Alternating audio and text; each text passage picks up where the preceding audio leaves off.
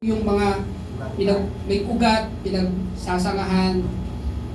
No, when we look up the biggest religion on earth, Christianity is isa. What else? Muslim. Ang daming mga religion. So meron silang kani-kanilang mga vines. Meron silang kani-kanilang mga pinagsasangahan. Pero mapalad po tayo. No, we are blessed to be a branch, to become part of this true vine, and which is our Lord Jesus Christ. So by virtue of our spiritual birth, we are connected to God like branches in the vine. Bawat isa po sa atin, all of us are a piece of branch. We are branches connected to the true vine. Ang vine po, ito yung baging. Ito yung vine, ito yung mismong katawan po ng puno ng ubas. O para hindi po tayo malito, isipin po natin, pag sinabi nating vine, imagine niyo, picture nyo sa isip nyo yung ubas, o yung puno ng ubas. No? So what a blessed privilege to be adopted to the family of God. Sabi niya, no? Congratulate the person beside you. Congratulations. If you have received the Lord Jesus Christ as your personal Lord and Savior, then congratulations, because now you are connected to the true vine. Amen. Amen. Praise God. Amen. Tingnan natin. However, he used the metaphor of a vine, a very important and famous fruit-bearing plant among the Jews. Ay, may mga Hudyo po na sinasabi nila, by the way, yung konteksto po ng binasa po natin, Jesus is the true vine. Amen. Tapos may mga sanga na there are branches that doesn't bear fruit. They're being cut off. They're being thrown. They're being withers. And one day soon they will be burned. No? So it is where grapes, raisin, and sweet wine come from that vine. No? Mula sa isang puno ng ubas, pwede ka makakuha ng ubas. At mula sa ubas, pag binatuyo, magiging Racing. champoy. O pasas. No? Nakakain naman kayo ng pasas? Amen. At yan din ang gagaling ang sweet wine. Na pag tinignan po natin, sabi ng Panginoon, mamaya, inom tayo ng sarog. So, iyan po yung simbolo niya. Yan yung sarog, yung wine. Palapit ka nga dito, pati sandal na Grape wine ganun. po yan. So, by design and intention of our Creator God, grapevine must be cultivated to become very fruitful. No? Pansin niyo po yung sanga o yung vine mismo. No? May mga ilang mga dahon-dahon. There are some piece of branch in that vine. No? Pero pag tingnan po natin, o pag sinuri po natin ang process ng pruning, sinabi pruning, ito yung nililinis po yung vine, no, talagang mas makikita mo halos puro sanga na lang o puro vine na lang yung grapevine, because tinatanggal nga po yung mga hindi nagbubunga ng mga sanga. So by the same design and intention, like a vine, every Christian believer must be cultivated to become very fruitful. You must be willing to be cultivated by the Word of God, by the discipline of the Lord, by God Himself. You must be willing to be cultivated in order for you to bear fruit. That's the importance of our training. Kaya may mga trainings po ang church, to cultivate every believer to become fruitful. At yan po yung nandyan sa Ephesians chapter 4. Ang mga trainers po natin, ang mga disciples po natin, nandyan sa Ephesians 4:11, there are pastors, teachers, evangelists, lahat po yan, apostles, prophets, lahat po yan ay ini-equip. They are being equipped una sa lahat. And then, at the same time, nag-grow na sila, they need to bear fruit. Maging equiper naman din sila. Parang cycle lang. Equipping God's people for works of service. So that is the importance of being trained being cultivated. Kasi sa mga trainings, marami tayong mauunawaan. Marami tayong makikitang mga bagay sa buhay natin na hindi pala kailangan. And those things must be pruned out sa buhay po natin. Amen.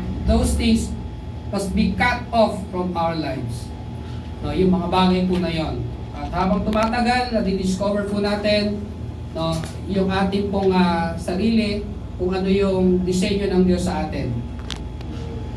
Secondly, He described how to cultivate the vine. In verse 2, every branch in me that does not produce fruit, He removes. And He prunes every branch that produces fruit so that it will produce more fruit. Ang pinuprunes ay yung mga sanga na nagbe-bear na, at yung mga naman that doesn't bear fruit, sila naman po yung kina-cut off. No? God takes away the portion that does not bear fruit and prunes the fruitful branch. Habang nagbubunga ka, lalo ka pang pagbubungahin ng Diyos. But, ma-experience mo yung mga hard times. Amen. That is why yung ating tema, yung theme natin, fruitfulness in hard times. Amen. Kasi, kapag nakikita ng Diyos na may bunga ka, if God is seeing fruitfulness in you, and you have the capacity, and you have the willingness to bear fruit, and you have that, yung responsibility for your own selves to bear fruit, mas lalo ka pang ipuprune ng Diyos. Willing ito Pakalinisin pa natin. So, unti-unti, inaalis ng Diyos, little by little, God is taking away all those unnecessary things in our lives. Dati ginagawa ko pa to. Pero dahil nakita ng Diyos yung puso mo, gusto mong lumago, you want to grow more, you want to know Him more, you want to bear fruit, yun yung sinasabi natin, gusto mong bumahe. Pero di mo magawa. Sa Diyos. Yo. Ito po yan. No? If God is seeing your heart, your willingness to grow more, to bear fruit more and more, pero hirap ka, then let God do it. Amen. Let Him do it. May mga bagay sa buhay natin, hindi natin maalis. Alam niyo po, one of my testimony, before I came to know the Lord, I smoke. I drink wine and liquor and other beverages na nakalalasing. I do that. I also experienced to take illegal drugs. But when I came to know the Lord, little by little, He changed my heart. He transformed me. And ito pong kamanga-manga, I'm just only 6-month-old Christian when I enter Bible school. I'm just only a new believer when I enter the Bible seminary. 6 months old na Kristiyano. Tapos pagpasok mo ng seminary, na culture shock ako. I was shocked because yung mga klase ko, they know the Bible from cover to cover. They already read the Bible from cover to cover. They memorize the Bible, yung sequence, yung pagkakasunod-sunod ng mga books of the Bible. They know it. Pero ako, ano kasunod ng ano? Talagang baguhan ako. Talagang, ang tawag doon, talagang sophomore pa tawag doon. Me. Rookie? Freshman. Kasi fresh na ako. Freshman na talaga ako noon. Talagang na-culture shock ako. There was a time also na gusto kong mag-give up. Parang ayoko na. Parang ang hirap, parang hindi ko yata, parang nabigla lang ako. Pero hindi, kasi sinama ko sa panalangin nun yun. So there was a calling, there was a time that my senior pastor announced that we need to train a pastor who will handle this church. naramdaman ko parang may conviction ako doon. Pero hindi ko yung sinabi sa kanya. Lumipas pa ng ilang mga buwan, no? Bago ko pinagtabas sa kanya na naramdaman ko, the time na in-announce niya yun, the time na nag-call siya ng ganong need sa church, no? Naramdaman ko yun. But it took time, maybe 1 month, bago ko i-reveal sa kanya. At yun nga, in-enroll ako sa Bible School, Bagito, no? Hindi kayo maniniwala. Dahil wala rin ako nun eh. Wala din ako nun. Ang suot kong uniforme, blouse na pang babae. May patch pa yun eh. Tinanggal ko lang yung patch. Di ba, ang blouse ng babae, baliktad yung botones. Kung ito, nasa kaliwa yung nasa taas, yun nasa iba, nasa kaliwa sa taas. At halata ng mga kaklase ko yun, ng mga schoolmates ko yun, na yung suot ko ay nasa pambabae.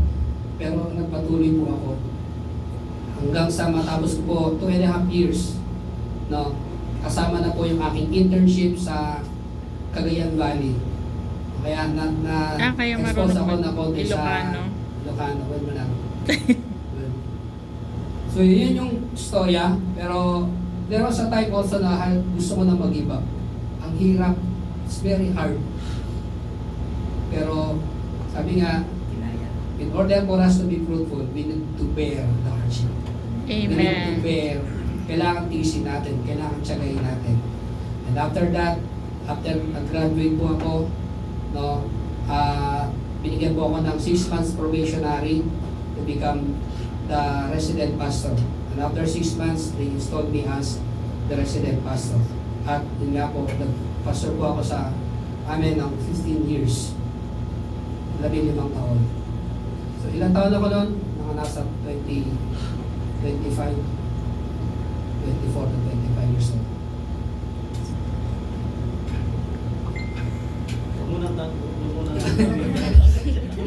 Parang hindi ko masyadong maalala. Basta, pagpunin nyo na lang. Last 10 plus 15. Ha? Last 10. 15 years plus isang taon ka na dito. Oo. Mag-iisang taon ka na dito. Almost October, di ba? Ngayon!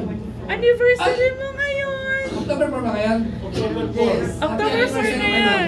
Ay, by the way, isang taon na pala ako ngayon. Okay, anyway. Pero sa let's ako, set that aside. November, di ba? November. Mga kalagitnaan. Okay, pruning is a painful. Look at that. Painful po yan, ha? Amen. Pruning is painful, but that is the only way to make a fruiting branch more fruitful. Masakit talaga ang Amen. pag tinatanggalan ka ng Diyos sa mga bagay na hindi kailangan. It hurts, you know. It hurts. Masakit. Pero sa kabila ng sakit mo na yan, look at the positive side. Look at the bright side. God is just only pruning you for you to bear fruits. Amen. Kung may tinatanggal ang Diyos sa'yo, may binabagong Diyos sa'yo, let Him do it. This way. Kasi mas alam ng Diyos, God knows what's best for you. Amen. Yung ayaw natin minsan, yan ang gusto ng Diyos eh. Yung gusto ng Diyos, madalas yun ang ayaw natin minsan. No, kaya, for you to understand that the process of God is iba sa process na alam po natin. Minsan ang process na alam natin, yung mas madali. Gusto natin yung easy. Diba? Gusto natin yung instant. We want the easiest way. But God's way is different from man's way. Amen. Amen? So, pag pruning talagang tatanggalan, gugupitan, tatapyasan, babawasan, lilinisan. So, God wants to take the unnecessary branches that does not bear fruits, such as vices, habits, characters, and other reasons of being unfruitfulness. Tinanggal po sa akin ng Diyos yung issue ko. Wala pa akong isang buwan na umaten ng daily Bible study every afternoon. Smoker ako eh. Pero yung conviction ang lakas eh. So unti-unti, pinalitan ko yung sigarilyo ng candy. habang yung mga kasama ko. Kasi grupo kami. Arakista kami ito dati. Na pag nagiinuman kami, ako yung drummer. Kaya music din po ang ginamit ng Diyos sa akin para makakilala sa Lord. Yan ang mga way ng Lord. Pero nung nandun ako sa church, unti-unti akong binago ng Diyos. Why? Because God designed me to become fruitful. And He Amen. wants me to become qualified as His servant. Amen. Remember that God doesn't call the qualified. Amen. Be Walang qualified qualified. sa atin. Nung tawagin tayo ng Panginoon, pero nung tinawag tayo ng Diyos, kina-qualify na tayo. Amen. Pinuproise na tayo to become quality when it comes to service. Yung quality po natin to become yung karapat-dapat worthy of the ministry na papasukin po natin. So, yun hanggang sa yung pinsan ko, nagba-Bible study kami, yung pinsan ko, nakainuman ko dati. This is also part of my transition, ng transformation. Nung nakita niya ako, insan, para sa'yo. Ang sa'yo. Ang tagay na sa'yo. Kinatagayan ako, oo. Pero, alam niyo po, pinahiya ko yung pinsan ko. Kasi siya na doon. Nagbago na ako. Sige na, pinipilit talaga ako eh. Salamat. Hindi talaga ako. Hindi na. Salamat. Pinanindigan ko po. Alam niyo yung itsura ng pinsan ko na parang napahiya sa akin. Ayaw mo. Hindi na lang, ayaw mo. Hinapin na sa lupa. Pero ano niyo po yung pinsan ko na yun, na-born again. Do not oppress the pastors or the Christians. Because Amen. one day you will be one of them. Amen. Yung mga opposer ng Kristiyano, magiging Kristiyano po sila. That's Amen. true. Nangyayari po yan. So God takes away the portion that does not bear fruit and prunes the fruitful branch. Yung hindi karapat-dapat tatanggalin. Yung mga nagbubunga sa'yo, nililinisan. Isinasaayos ng Panginoon. Mas gusto niya mas maging mabunga. Di ba? Pag yung isang halaman nakita mo nagbubunga, pupukosan mo yun, alagaan ko to, mabunga pala to eh. Yung isang puno na matamis ang bunga, iingatan mo yan, babakuran mo yan. Bakit? Kasi alam mo na yung benefits ng puno po na yun. So, if we are fruitful, then God will take care of that branch in our lives and prunes it, cleans it, para mas lalong maging mabunga. Yeah. So thirdly, He gives strong warning to the sideliners, or yung sinasabi na the not too serious Christian. Are you serious? Amen. Are you serious? Amen. Serious. Nakangiti kayo kung serious kayo. Serious? Amen. Kasi pag sinabing serious po na Kristiyano, no matter what, no matter how, nagpapatuloy. Amen. Whatever the situation is, dahil seryoso ka sa pagiging Kristiyano mo, nagpapatuloy ka. Dumidire-diretso ka. No turning back. Forward ever, backward never. Man, that's the serious Christian. The hard, stony and thorny ground Christian. Yung mga Kristiyanong matitigas, yung mga Kristiyanong mga pusong bato, no, yung mga matitinig. Sila! Sila po yung nililinisan lalo ng Panginoon. Or worse, being cut off. Now, the unfruitful ones are to be cut off and destined for burning. By the way, binasa po natin, sinasabi po ito ni Jesus that He is the true vine. At yung mga branches na ayaw magbunga, itong mga Israelita, they don't accept Jesus Christ. So they're being cut off. And what God did is grafting. Amen. Grafting. Next slide please. So, mamaya explain natin yung grafting. Fruitfulness, a command that deserves obedience. So to become fruitful, you need to do yung tinatawag po natin na condition. So number 1, remain in the vine, Jesus Christ. Kala niya tapos na kasi third line na yun. Kayo pa lang simula. Intro pa lang pala. Verse 4, remain in me and I in you. Just a branch is unable to produce fruit by itself unless it remains on the vine. Neither can you unless you remain in me. Imagine the vine that is being attached to the true vine, pero ayaw mag-bear ng fruits, that is being cut off. For those who don't believe, who don't submit to Jesus Christ, even they said they were connected to the true vine, but does not bear fruit, they're being cut off. You need to remain in Christ. You need to maintain your relationship with the Lord. Amen. Remaining in Christ or abiding in Him gives a strong sense of being permanently connected with Jesus Christ without letting off even for a moment. Yung every single moment you are related, you are connected with the Lord. No? For you to bear fruit. So the vine has veins, ugat, and ducts that serve as channels of nourishing the branch for growth, maturity, and eventual fruit bearing. So ang vine po, yung baging, may mga parts kasi ang halaman para mag-grow siya, para mabuhay po siya. Yung ugat, kasama po yan. Pero sa loob ng stem ng vine po, ng ubas, ng puno ng ubas, may mga daluyan po ng nutrients po dyan, patungo sa lahat ng mga branches. At yun po ang nagsusustain, nagsusupply ng nutrients na kailangan po ng isang sanga in order for that branch to bear fruit. So without strong connection, the branch could lose its ability to receive the essential nourishment it needs. So yun ang magiging resulta.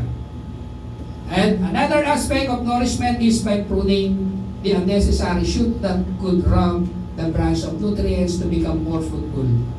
Yung bang nakikihati na lang sa nutrisyon pero wala naman din para siyang benefits. Pamparami lang sa mga dahon, sa mga sanga, parang nakakapagpalamuti, nagbibigay ng lilim, but anong pakinabang ng magsasaka ng ubas? Hindi naman siya doon titira sa ilalim ng sanga para sumilong sa lilim ng mga sanga na may dahon. Kundi ang farmer po, no, ang magsasaka ng ubas ay nagtanim ng ubas para umani ng ubas. Hindi para sumilong sa mga sanga ng ubas. No, John 15:2, every branch in me that does not produce fruit, He removes. And He prunes every branch that produces fruit so that it will produce more fruit. So pruning focuses the nutrient in the more productive branch of the vine. Ngayon, ang pruning po, I'll give you just at least dalawang dahilan why grapevines are being pruned. Number 1, it increased fruit production. By prunings, yung vineyards o yung vine ay nagpo-produce ng mas maraming bunga. No, pangalawa, it improves air circulation and sunlight exposure. We know that sunlight gives yung tinatawag natin ng vitamins, yung tinatawag natin na, kung alam nyo to, elementary pa lang. D. Saan ba? Sa plants o sa photosynthesis? Photosynthesis. Ang process ng halaman while being Plants pala, exposed sa sunlight sa tao. is photosynthesis. Ibig sabihin, nakakakuha po ng vitamina, mineral, lahat ng kailangan ng halaman, yung dahon kapag exposed po siya sa araw. Eh paano kung punong-puno na ng dahon, ng sanga na hindi naman nagbubunga, parang nade-deprive sa sunlight, no, sa photosynthesis yung halaman. Hindi siya ngayon makapagbunga. So, pruning is one way to expose the vine sa tinatawag nating sunlight exposure. And number 3, controlling vine growth. No, hindi masyadong mababa yung vine. Next. So in the same token, Christian believers need pruning of useless leaves and shoots in order to become fruitful. Kung meron ka pang bagay sa buhay mo na sa tingin mo, if you think you have something in your life that is unnecessary, then ask God to take that off. Lord, I don't need this. Meron akong ganitong bahagi sa buhay ko. I have this characteristic, I have this attitude, I have this kind of tinatawag natin na mga nakagawian, nakasanayan, habits. Take it away. Take this off for you to become fruitful. Amen. Yung hindi mo kaya, leave it to God. Amen. If you cannot do it, then let God do it. Ask God to do it. Kasi may mga bagay na imposible po natin gawin, pero sa Diyos ay posible. So, what can this mean? Anything that keeps you from being fruitful needs to be pruned. Ano pa yung mga hadlang sa buhay mo? What are the things that hinders you to become fruitful? Sa attitude ba? Sa characters mo ba?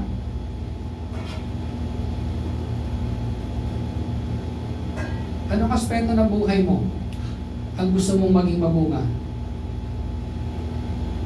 At ano sa tingin mo yung humahadlang bakit hindi siya nagbubunga?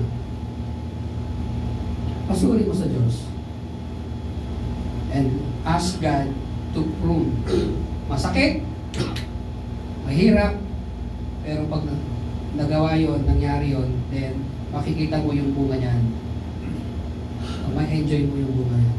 Amen. Amen.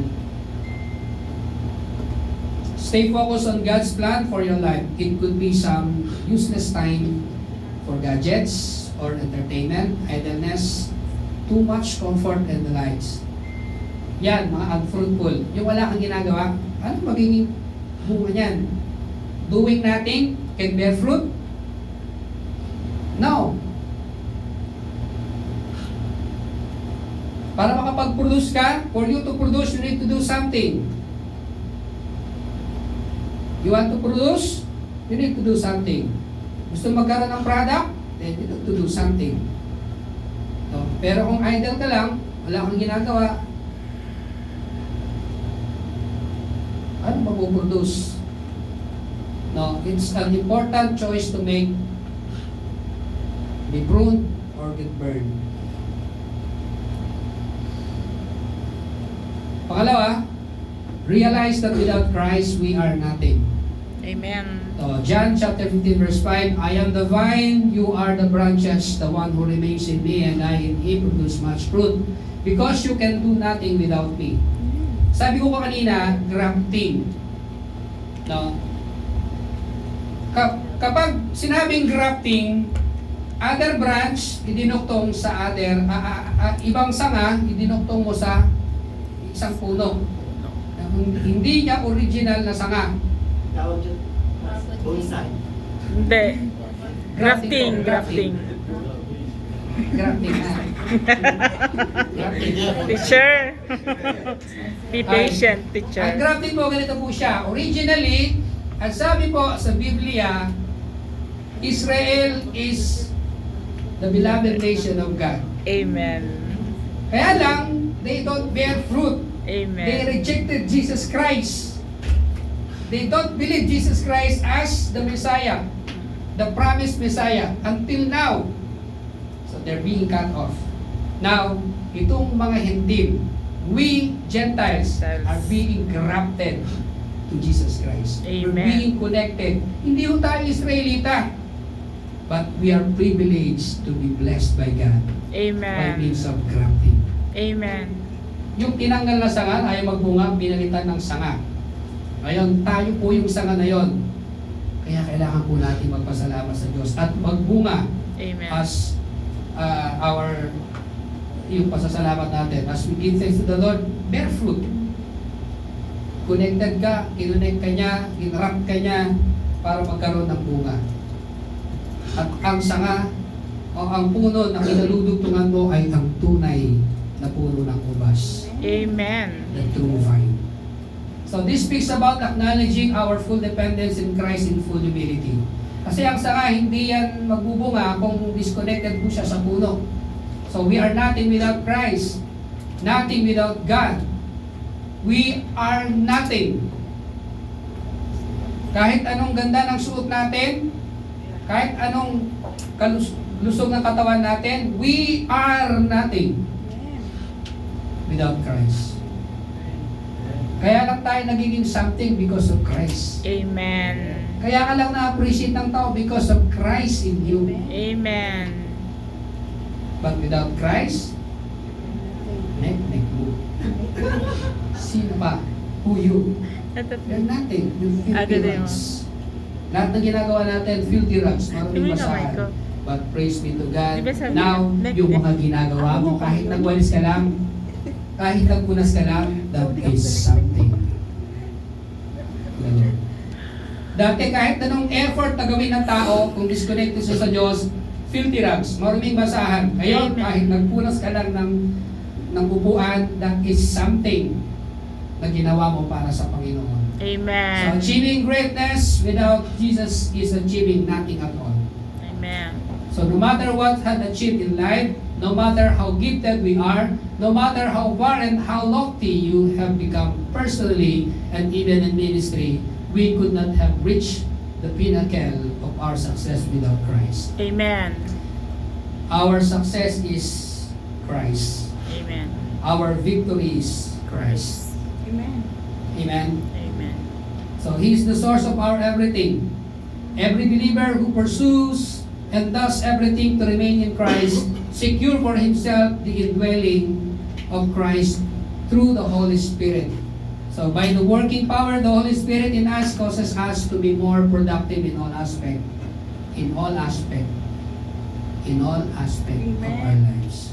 Amen. Kaya ka nakakasumpong ng pabor sa amo, kaya ka nakakasumpong ng favor sa mga workmates mo, Katrabaho. office mates mo, it is because the favor of God is upon you. Amen. Because you're being connected doon sa source po ng blessing. Amen. But apart from God, you are nothing. Amen. Nothing. Stop na. Baka ma-DA kayo. See? Acknowledge that being disconnected with the Lord, lahat ng gagawin natin ay mga walang saysay. So number 3, realize the danger of unfruitfulness. There's a danger. No? May panganib ang mapahiwalay sa Panginoon. Pero yung ginigisa. At yung pagiging unfruitful mo, that's the reason, that's one reason for you to be cut off. In John 15:6, if anyone does not remain in me, he is thrown aside like a branch and he withers.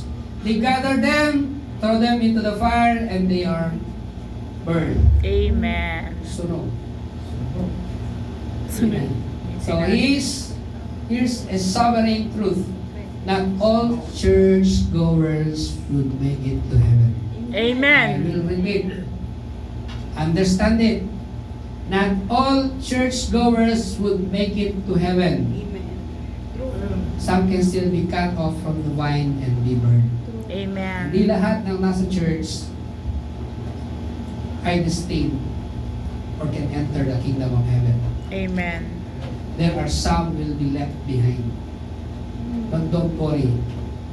If you just embrace the truth from the promise of God and obey, follow whatever the condition of the promise, then you have the living hope in Christ.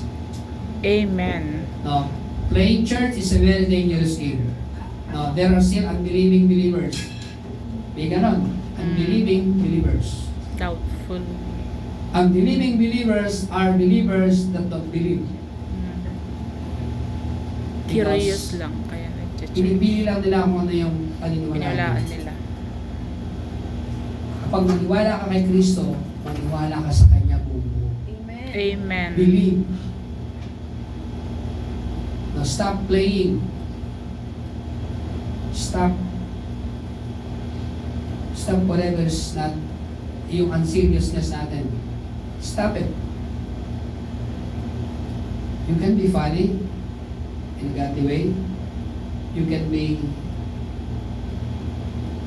tinatawag natin yung humorous in a godly way. in order for you to minister. Alam mo, may mga Kristiyano ang ministry nila is magpasaya. Si isang pastor na si Kuya, nakasama ni Kuya Jobert. Kuya. Jobert. Saan Jobert? Si Kuya Jobert, alam mo na ganyan eh. Yung Parang parang magkwento ng ano ng ganun. kwento niya mga walang patutungo. Celebrity. Celebrity. Oo nga. Itanong po narinig. kay Kuya Jobert, yung magaling sumagot. Ngayon, na born again po siya kahit nang lang na maka-offer sa